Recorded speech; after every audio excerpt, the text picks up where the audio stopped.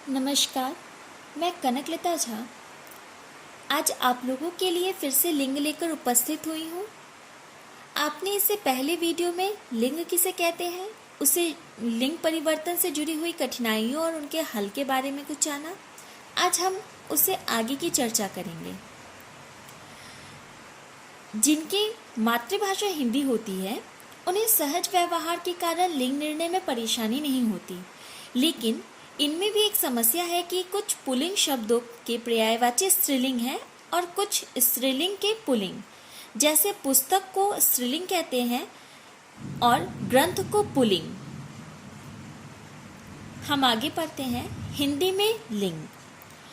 व्याकरणाचार्य ने निर्णय के कुछ नियम बताए हैं, लेकिन उन सभी में अपवाद हैं।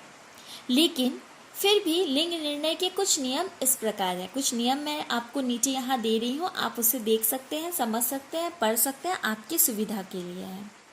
नंबर 1 यानी नंबर 1, जब प्राणीवाचक संज्ञा पुरुष जाति का बोध कराए तो वे पुल्लिंग होते हैं, और जब स्त्रीलिंग का बोध कराए तो वह स्त्रीलिंग होते हैं। जैसे कि कुत्ता, हाथी, शेर पुल्लिंग और कुतिया, हथनी, शेरनी स्त्रीलिंग।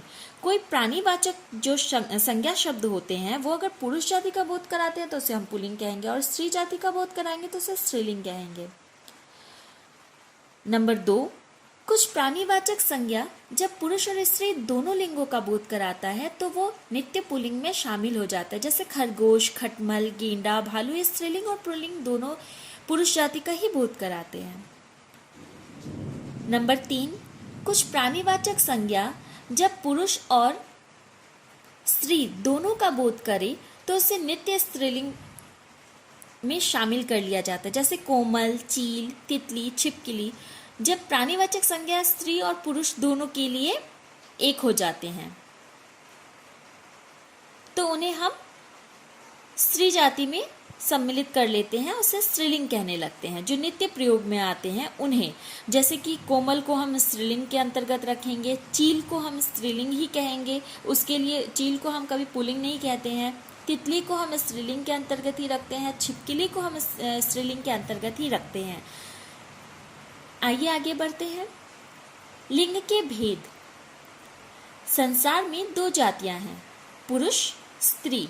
इन्हीं जातियों के आधार पर लिंग के भेद बनाए गए हैं, पुल्लिंग, स्त्रीलिंग।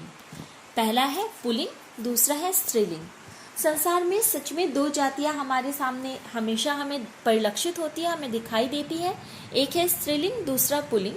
इसी के आधार पर हम इस संपूर्ण लिंग को विभाजित करते हैं स्त्रीलिंग में और पुल्लिंग में, जिसकी परिभाषा आपको हम आगे चलकर बताएंगे।